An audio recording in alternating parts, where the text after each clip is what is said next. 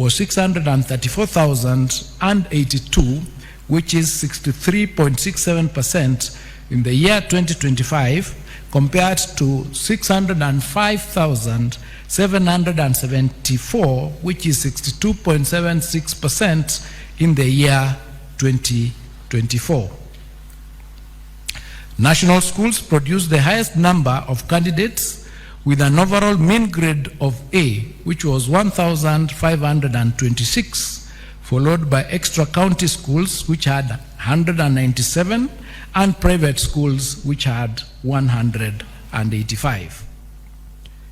Sub-county schools, however, produced more candidates in the category of C+ and above compared to county schools, accounting for 72,699 and 36,600 respectively.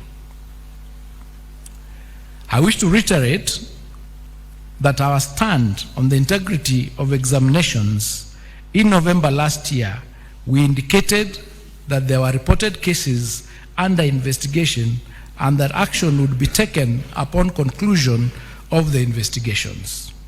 At the conclusion of the KCSE examination, 1,180 candidates were found to have been involved in examination irregularities.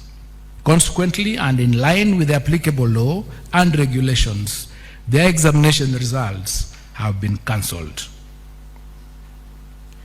Individual candidates' examination results will be accessed online through a link on the NEC website or directly through the following link: results.nec.ac.ke, and candidates will be required to enter their index number and one of their names as per the registration data for the 2025 KCSE examination. The results will be live and accessible immediately after the end of this function. It is now my humble duty and privilege to declare the 2025 KCSE examination results officially released.